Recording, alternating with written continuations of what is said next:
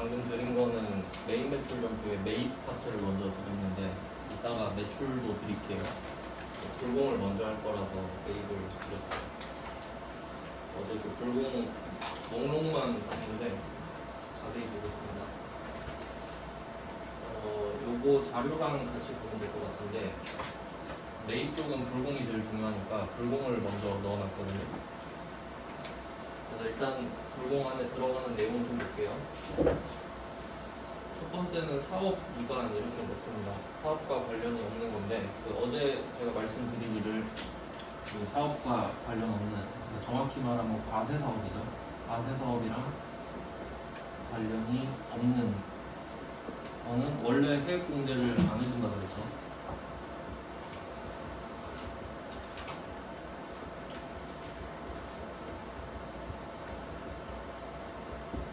매입세액을 공제해주지 않는 이유. 첫 번째가 과세 사업과 관련이 없다는데 거기서 파생된 내용들이 사업 위반이 일단 나오죠.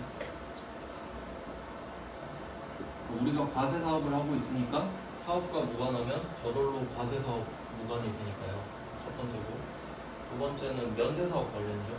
면세 사업은 과세 사업 아니니까 면세 사업 관련 나오고.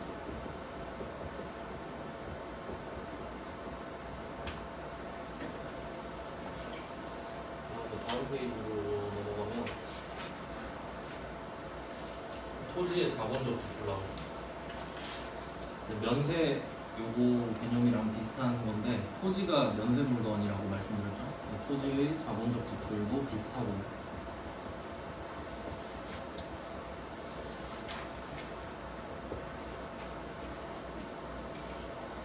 이쪽은 문제가 좀 많죠. 그 다음이 3페이지 가보면은 비영업용 소형 대형자동차입니다.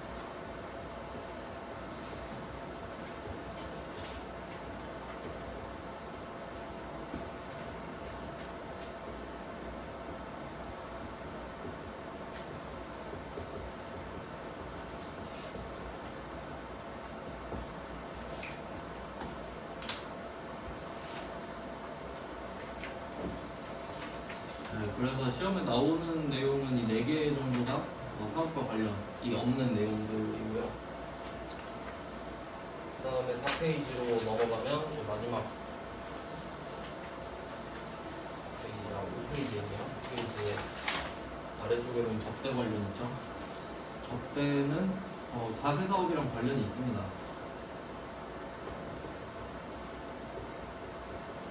관련이 있는데도 안 해준다는 거죠. 접대 관련 이렇게 정리가 됐는데 이런 순서를 생각하고 순서를 정했고요. 그럼 한번 예시를 다 보겠습니다. 1페이지로 다시 돌아가서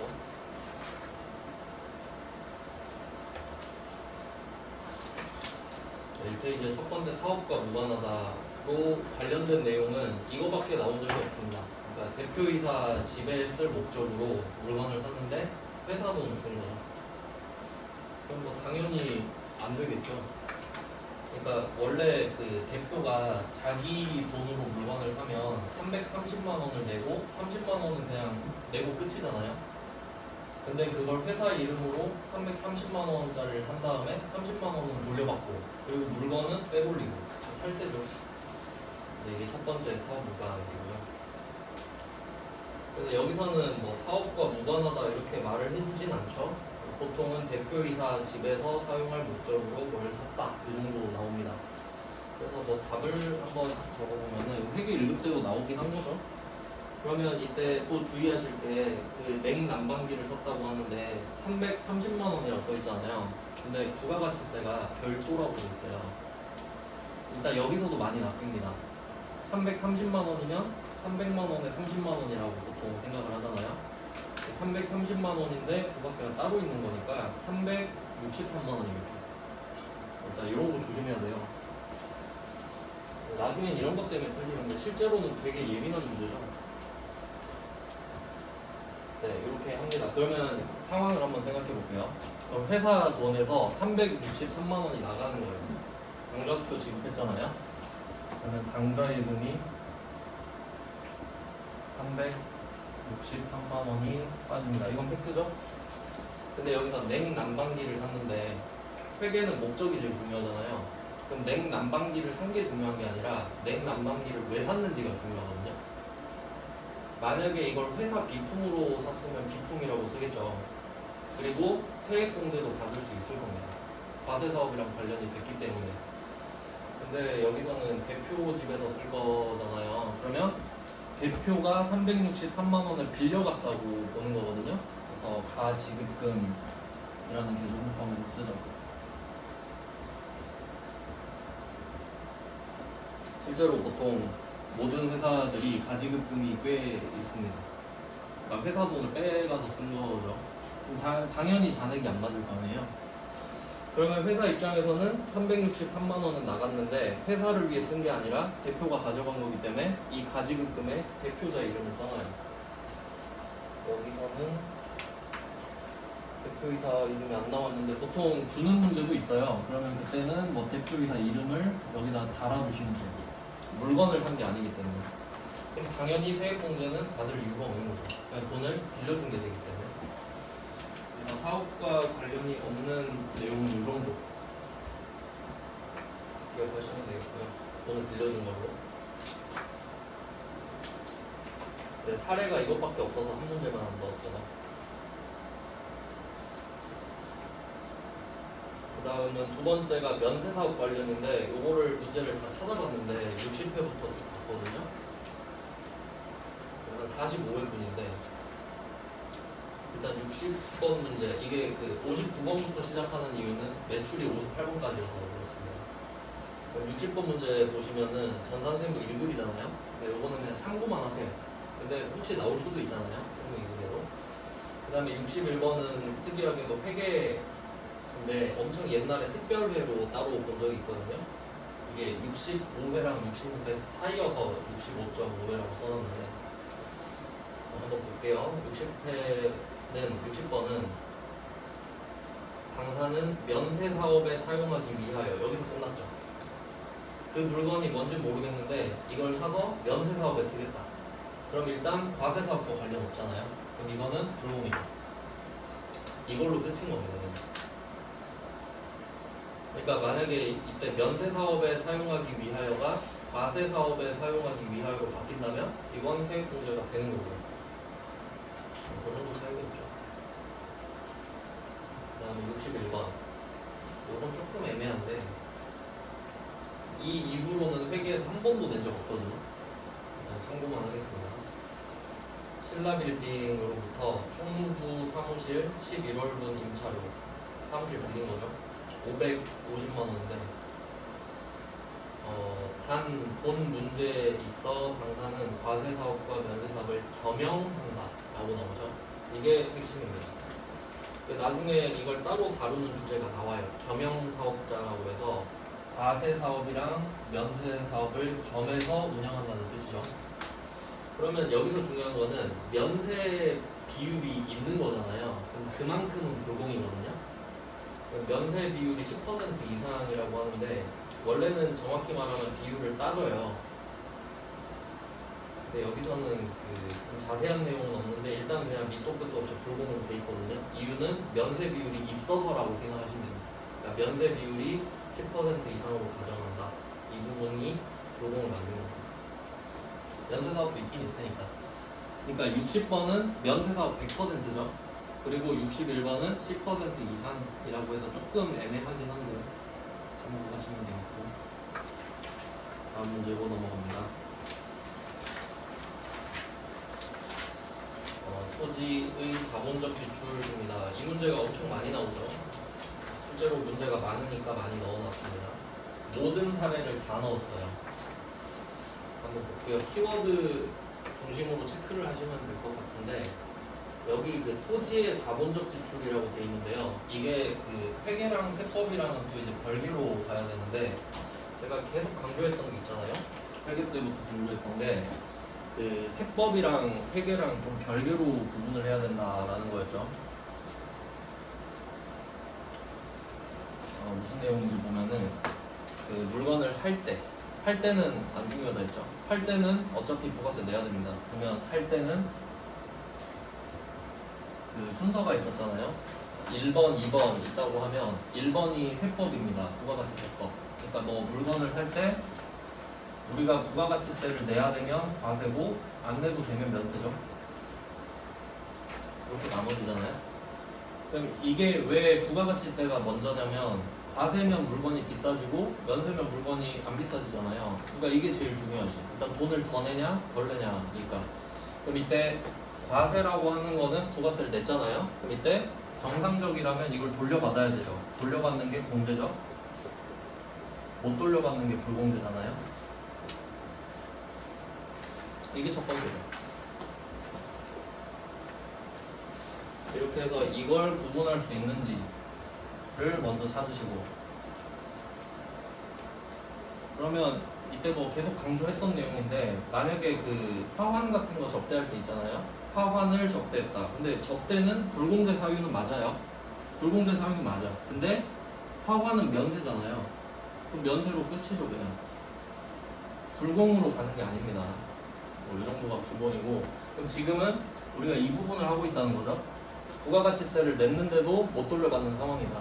이렇게 되고, 그 다음 두 번째가 개정 과목을 찾는 거죠. 여기가 이제 회계 쪽인데 개정 과목은 목적을 나타내죠.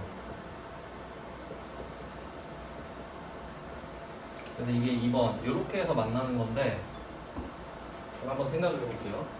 토지의 자본적 지출이잖아요. 토지의 자본적 지출. 그럼 이때 이 토지라는 거는 땅 자체를 말하는 거지 개정 과목 토지를 말하는 게 아닙니다. 아시죠? 그러니까 뭐 예를 들면 우리가 땅을 살 때 땅 살 때 세 개로 나눌 수 있습니다. 한번 생각해 볼게요. 내가 땅을 샀어.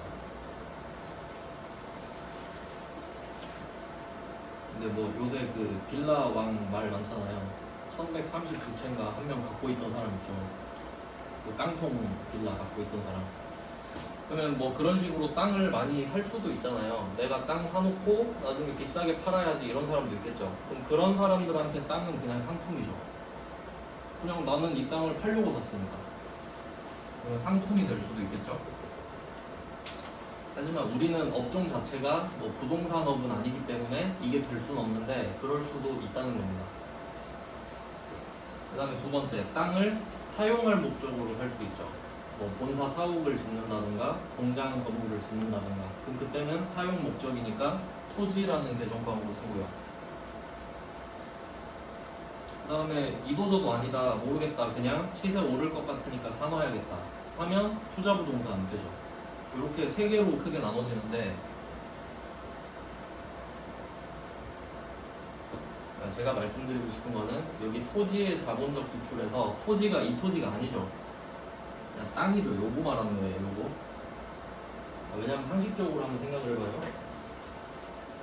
토지의 자본적 지출인데 토지가 이 토지면은 내가 땅을 살 때 목적에 따라 부가세를 못 돌려받고 돌려받고 말이 안 되죠.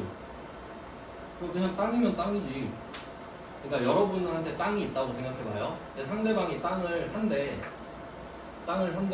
나는 상관없죠. 내가 땅을 무슨 목적으로 쓰든지 뭐 그런 거지. 그러니까 그냥 땅을 말하는 거죠. 그러니까 지금 이 문제로 한번 대입을 해보면 62번이잖아요. 62번 문제가 공장 신축용 토지를 취득했다고 했잖아요. 그러면 첫 번째로 보셔야 될 거는 그냥 땅을 샀다예요. 아, 땅을 샀네 이렇게 보셔야 되죠. 그럼 땅을 샀는데 거기에 대한 중개수수료를 내는 거잖아요. 그럼 부가가치세가 들어간다. 그럼 부가가치세를 이거 회계 때도 했던 건데 한번 자세히 또 설명을 드리겠습니다. 면세사업부터 시작을 해서 보여드릴게요.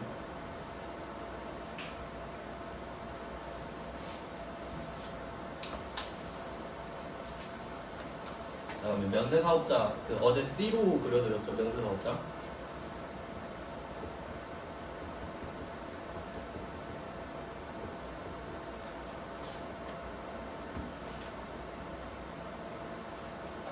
면세사업자가 800원짜리 물건을 살 때 880원을 냈는데 이 80원을 못 돌려받는다고 했어요. 이유는 의무가 없으니까, 권리도 없다고 그랬죠. 이런 형태죠. 의무가 없으니까 권리도 없다. 이런 형태입니다. 그러면 면세사업 관련은 이런 이유 때문에 당연히 이거는 불공제를 하겠다는 뜻이에요. 이건 뭐 당연히 그렇다고 생각해야 되죠. 근데 토지의 자본적 지출이 여기에 어떻게 반영이 되냐 이거거든요. 이제 이렇게 한번 생각을 해볼게요. 이 800원에 산 거랑 1000원에 판 게 같은 땅이에요. 땅을 800원에 사서 같은 땅을 1000원에 파는 거예요. 그럼 내가 땅을 살 때 땅 자체가 면세잖아요. 그럼 부가세 안 냈겠죠. 안 냈어요. 땅은 면세니까. 그리고 이 땅을 1000원에 팔아요. 그럼 내가 부가세를 안 걷고 안 내겠죠. 엄청 깔끔하게 끝이에요. 그냥 안 내고 안 걷고 끝. 이렇게 되는데 근데 문제는 내가 이 땅을 살 때 공인중개사 껴서 살 수 있잖아요. 공인중개사 껴서 살 수 있죠. 복비가 대충 얼마로 하죠? 10원은 해야겠죠. 부가세 때문에. 내가 여기서 복비를 10원을 냈다고 할게요. 800원짜리 땅 사는데 10원. 원래 그 비율이 정해졌는데 지금 숫자가 부가세에 나와야 되니까. 그럼 이때 부가세 1원이 등장합니다. 이런 상황이에요 지금. 그러면 땅 자체는 면세 맞죠? 그러니까 이 두 개를 구분해야 될 거 아니에요. 800원은 땅 주인한테 주는 거고 요 11원 있죠? 요거는 공인중개사한테 줄 거 아니에요. 그럼 이때 이 1원을 돌려달라고 할 거 아닙니까? 우리 입장에서 세금 계산서 받았으니까. 근데 국세청 입장을 생각해봐요. 그럼 이 11원을 땅 때문에 쓴 거란 말이죠. 그러면 이 10원은 취득 부대 비용입니다. 확실히 땅값에 들어갈 텐데 그럼 이 땅을 팔 때를 생각해 보니까 국세청 입장에 얘가 땅을 1000원에 팔든 10,000원에 팔든 부가세를 나한테 안 갖다 줄 거 아니에요. 면세니까. 그럼 국세청 입장에서는 내가 땅을 샀을 때 기대치가 없다는 소리죠. 내가 땅을 아무리 비싸게 팔아도 부가세를 안 갖다 주니까. 근데 이 땅을 사느라 부가세를 지금 내고 있잖아요. 근데 요거를 빼달래. 근데 국세청 입장에서는 이게 남는 장사가 아닌 거예요. 얘는 나한테 부가세를 안 갖다 줄 건데 나한테 1원을 빼달래. 그럼 난 싫어 안 빼줄래. 이렇게 되는 거죠. 그러니까 그 면세랑 좀 방향이 비슷하다고 보시면 돼요. 그럼 이거를 건물로 한번 바꿔볼게요. 건물로. 금액은 똑같은데 이번엔 건물이에요. 내가 800원짜리 건물 사면 880원 내겠죠? 건물은 과세니까. 이것도 좀 정확히 말하면은 개인한테 사면 부가세가 없어요. 사업자한테 샀다고 치고 부동산업을 하는 사람한테 샀다고 치면은 내가 건물 살 때 880원을 냈어요. 그럼 세금 계산서 받았죠? 그럼 80원 돌려주세요 라고 하면 이걸 빼주겠죠? 그리고 국세청은 이 생각을 합니다. 만약에 얘가 이 건물을 나중에 팔 수도 있잖아요. 그럼 이거를 1000원에 팔면 100원을 더 줄 수 있지. 그러니까 얘한테 잘 보여야 될 거 아니에요. 땅을 팔면 나한테 부가세 100원 갖다 줄 거 아니에요. 그럼 국세청한테 지금 20원 남는 장사 아니에요? 20원을 더 받잖아요. 그러면 이때 이 사람도 공인중개사 수수료를 냈을 수 있죠. 그럼 11원을 내고 1원을 빼달라고 하는 거야. 그럼 국세청은 빼주겠지. 잘 보여야 되니까. 이렇게 생각하시면 돼요. 근데 토지는 잘 보일 필요가 없잖아. 아무리 비싸도 부가세를 안 갖다 주니까. 이렇게 생각하시면 돼요. 그래서 이 1원은 안 빼준다 이 말이지. 이해되시겠죠? 그래서 그게 62번 문제예요. 네, 여기서 중요한 거는 토지를 취득하고 중개수수료인 거죠. 그럼 이때 일단 땅에 대한 중개수수료니까 불공제 사유가 됐다고 이해하시면 되고, 그리고 추후로 가면 이 토지의 목적이 공장 신축용 토지죠. 그럼 그때 개정 과목은 따로 토지가 나오는 거고. 근데 만약에 내가 이 땅을 그냥 투기용으로 샀을 수도 있잖아요. 근데 투기용으로 샀어도 중개수수료는 불공이죠. 땅이니까. 근데 개정 과목은 투자부동산이 되겠죠. 요런 차이라는 거예요. 그리고 또 하나 바꿔보면 이때 그 공장 신축용 토지가 아니라 그냥 공장 건물로 쓸 건물을 샀다고 해보세요. 그럼 이 중개수수료에 붙은 부가세 150만 원 있잖아요. 이거 돌려받을 수 있죠. 그렇게 보셔야 된다. 그러니까 뭐가 포인트인지 잘 아셔야 돼요. 지금 땅에 대한 중개 수수료라서 불공입니다. 그리고 뭐 불공은 그 어제도 말씀드렸지만 대전제는 지금 54 불공만 다루고 있기 때문에 얘는 세금 계산서 수치가 전제가 돼야 돼요.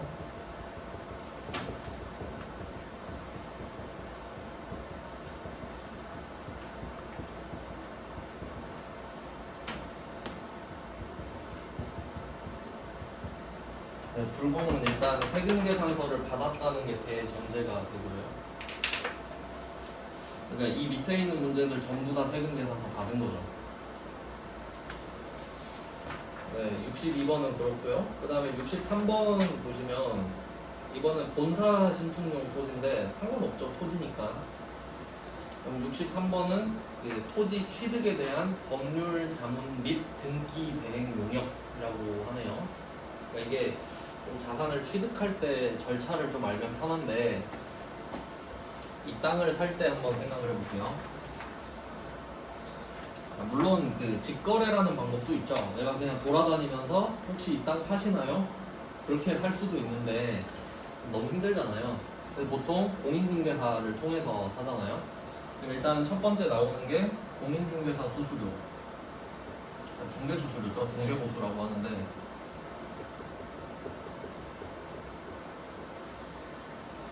자, 뭐 요거는 나올 수도 있고 안 나올 수도 있습니다. 근데 지금은 나왔죠. 그러면 이 사람을 통해서 내가 이 땅을 취득할 사람을 지금 중개를 받은 거잖아. 소개받은 거잖아요. 그럼 내가 이 사람한테 살려면 등기를 쳐야 됩니다. 그러니까 뭐 자산이 동산이랑 부동산 있잖아요. 그러니까 예를 들어 움직이는 물건이죠. 휴대폰 같은 거. 그럼 여러분이 당근마켓에서 휴대폰을 사요. 그럼 저 사람이 갖고 있던 거 나한테 주면 끝나지. 왜냐면 움직이는 물건이니까 나한테 주면 되잖아요. 근데 땅이랑 건물을 못 주잖아요. 집에 갖고 갈 수가 없잖아. 그러면 서류상의 이름을 저 사람 이름에서 내 이름으로 바꾸는 걸 해야 되죠. 그게 등기죠. 그럼 법원 등기소 가가지고 내 이름으로 바꿔야 된단 말이에요. 그럼 등기를 치려면 등기 치는 법을 알아야 되지. 근데 내가 모르잖아요. 그럼 법무사한테 가. 등기 좀 쳐주세요. 취득세도 좀 내주시고요. 등기 치려면 취득세를 또 내야 돼요. 내가 취득세를 내야만 명의를 바꿀 수 있거든요. 그러니까 두 번째는 취득세 납부랑 소유권 등기 해야 되는데 소유권 이전 등기도 해야 돼요. 요걸 해야 돼요. 절차상으로.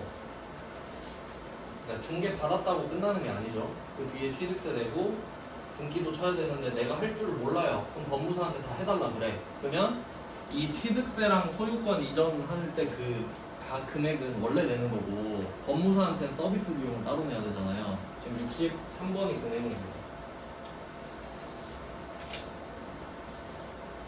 그래서 그 63번이랑 64번은 연결해 두시면 돼요. 둘이 같은 문제인데 63이랑 64는 똑같은 문제입니다. 근데 이걸 참고로 넣어놓은 이유가 그 시험 난이도에 따라 뭐라고 말하는지 좀 비교해 보시라고 넣은 건데요. 63번은 전산회계 1급이잖아요. 64번은 전산 세무 1급이거든요. 64번도 한번 볼게요. 제조시설로 사용할 공장을 건설하기 위하여 취득한 토지. 이게 중요하죠. 토지. 땅을 소유권 이전을 한다고 하잖아요. 법무사 나왔잖아요. 의뢰하고 어쩌고 저쩌고 합니다. 그러니까 얘는 진짜로 그 절차에 나오는 이름을 정확하게 말하고 있죠. 근데 63번은 좀 그 회계 1급이다 보니까 그냥 대충 취득 부대 비용이다 이런 느낌으로 말하고 있고. 근데 어쨌든 두 개 같은 내용이에요. 같은 내용이라 보셔도 될 것 같습니다. 정확히 똑같진 않은데 맥락이 같아요. 그래서 여기까지가 돼야 취득이 되는 거죠. 요 두 개를 거쳐야 취득이 끝나는 거예요. 그렇게 되겠죠. 등기 쳐야 되니까. 네, 그 다음은 65번이죠. 여기서부터는 이제 무조건 나오는 상황은 아닌데 65번은 특이하게 전산회계 1급에서 어려운 문제를 냈었죠. 65번의 포인트는 공장 신축을 위해, 이게 중요합니다. 공장 신축을 위해. 회계는 목적이 중요하잖아요. 왜 샀어? 물어보니까 나 공장 지으려고 라고 말을 한 거예요. 공장을 짓겠대요. 그러면 땅을 사야 되잖아요. 그래서 땅을 산 거예요. 토지를 취득했다. 근데 문제는 건물이 있는 토지를 샀죠. 그러니까 딱 이 두 개만 갖고 생각해봐요. 내가 공장을 신축하고 싶어요. 첫 번째, 공장을 새로 짓고 싶다. 두 번째, 건물이 있는 토지를 샀다. 그럼 이 건물의 운명은 철거겠죠. 그래서 세 번째 줄 보면 동 건물은 철거 예정이다. 이 말은 안 해도 뻔한 거죠. 설명을 해줘야 아는 내용은 아니에요. 근데 일단 이 스토리가 이해가 돼야 되는 거죠. 그러니까 이게 정확히 무슨 말이냐면 이 땅 위치가 너무 마음에 드는 거예요. 땅은 하나밖에 없잖아요. 근데 거기 건물이 솟아있는 거지. 근데 나는 이 위치 아니면 안 되겠는데 도저히. 그러면 건물과 땅을 같이 사. 그 건물 밀어버리고 새로 지으면 되잖아요. 그런 상황인 거죠. 네, 근데 이거는 그 세무 2급에서는 두 가지 사례를 볼 건데 나머지는 일반 정표에 있는데 일반 정표는 다음 시간에 드릴게요. 양이 너무 많아가지고.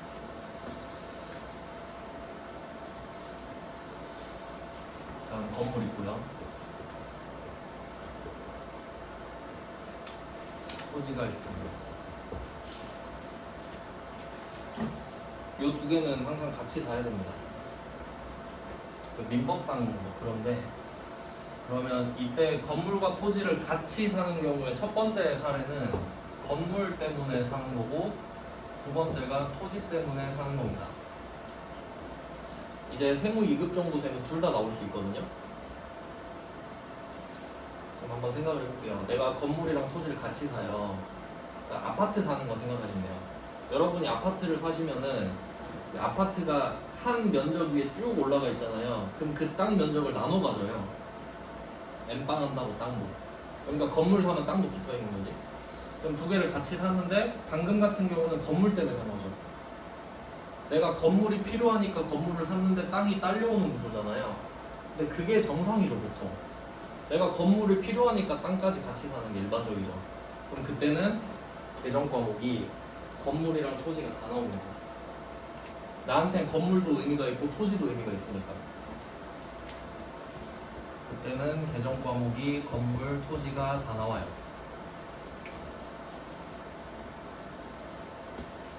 뭐 생각해보면 그렇죠.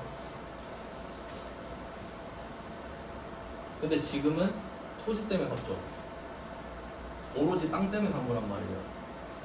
그러니까 나는 이 건물이 필요가 없어요, 사실. 근데 땅만 산다고 하니까 주인이 당연히 안 팔죠. 왜냐면 그 법상 건물과 토지가 있잖아요. 항상 건물은 토지 위에 있어야 되죠. 근데 내가 땅만 샀다고 만약에 해봐요. 땅만 샀다고. 그럼 내가 땅 주인이죠. 그러면 이 건물 주인한테 가가지고 야 건물 좀 치워 하면 치워야 돼요. 그럼 어떤 바보가 땅만 팔겠어요. 같이 팔아야지. 그래서 내가 이거를 샀는데 건물은 그럼 부셔야 되잖아요. 이런 상황인데 그럼 이때 토지는 면세입니다. 건물은 과세죠. 이렇게 됩니다. 과세 면세. 그럼 내용을 읽어볼게요. 65번 문제에 토지가 1000만원, 건물이 100만원. 토지가 1000만원, 건물이 100만원입니다. 근데 토지는 면세니까 부가세 없고요. 근데 건물은 과세니까 부가세가 붙은 거예요. 이런 상황입니다. 그럼 토지는 면세니까 끝. 그러니까 원래 이 문제는 그 전표를 두 번 입력해야 돼요. 토지는 계산서 받았을 거거든요. 그럼 얘는 매입 면세 1000만원 끝 이렇게 하나 적고 건물은 세금 계산서 받았다고 나와요 지금. 그러면 얘는 매입 과세 또는 매입 불공인데 그럼 왜 얘가 불공이냐라고 하니까 이 건물을 부수면서 지금 돈을 내고 있죠. 철거 비용을. 철거 비용을 내면서 부가세를 냈잖아요. 근데 국세청이 생각해보니까 이 부가세를 빼주면 안 돼. 왜냐면 얘를 부순 다음에 이 부수면 그냥 땅이 되잖아요. 그럼 건물을 부수는데 돈을 쓰면 건물을 팔 수가 없잖아. 그럼 뭐하러 부가세를 빼줍니까? 희망이 없는데 땅 팔아봤자 부가세 안 갖다 줄 거잖아요.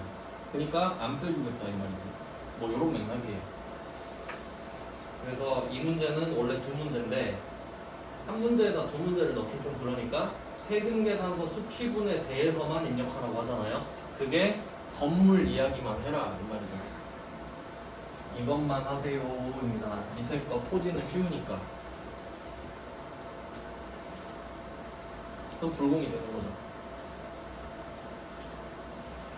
자, 그럼 이게 지금 세법에 대한 이야기예요. 다시 정리하면은 우리가 세법이랑 회계를 따로따로 생각해야 되거든요. 첫 번째 회계상으로 접근을 하면 첫 번째 토지 1,000만 원에 사고 부가세 안 냈습니다. 이건 쉽죠? 끝. 그 다음 건물을 샀잖아요.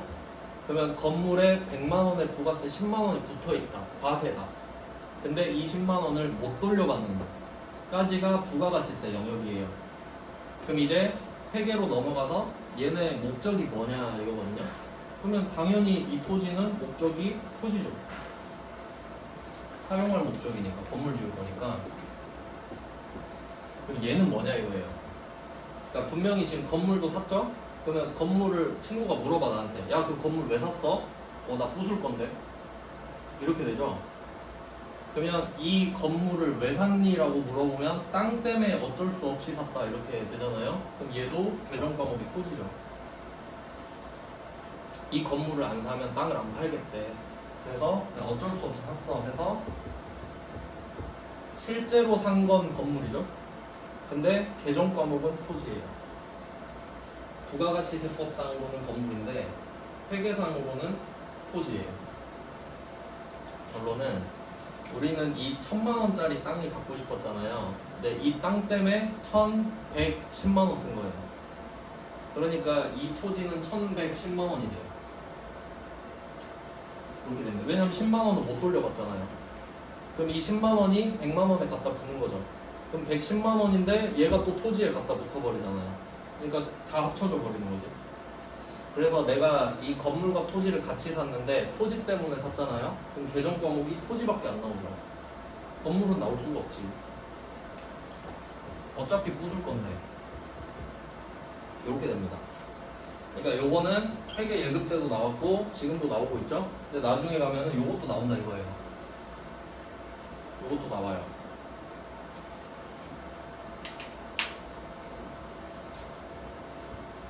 요거는 그 일반 점표에 나오는데 제가 보여드릴게요. 무슨 내용인지. 이번에는 건물과 토지를 사가지고 건물을 잘 쓸 생각인 거예요. 그럼 건물을 쓸 생각이면 건물은 계정 과목이 건물이어야 되잖아요. 바꿔봅시다 상황을.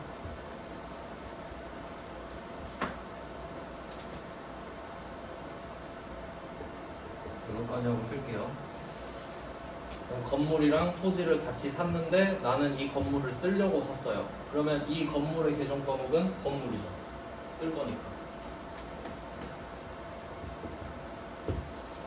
근데 이렇게 되면 뭐가 문제가 되냐면 보통 이러면 이런 식으로 줘요. 토지의 시가가 7천만 원이다. 그리고 건물의 시가가 3천만 원이다. 뭐 이런 식으로 시세를 말해줘. 공정 가치를. 근데 요 두 개를 주인이 금매로 8천에 팔았다. 요딴 문제를 내는 거예요. 그럼 한번 생각을 해보자. 그러니까 분명히 건물은 3천만 원이고 토지는 7천만 원짜리예요. 그럼 요거를 1억에 사면 얼마나 이뻐요? 1억 주고 끝 하면 되는데 8천만 원을 샀다는 거예요. 그럼 회계에서 가장 중요한 거는 내가 쓴 돈이거든요. 내가 쓴 돈이 가장 확실한 증거예요. 그러니까 내가 8천을 썼으니 쟤네들도 8천이다 이렇게 돼야 되거든요. 그러면 뭐 보통예금에서 8천만 원을 입금했다고 해봐요. 그러면 내 기준에서는 이 8천만 원이 100%잖아요.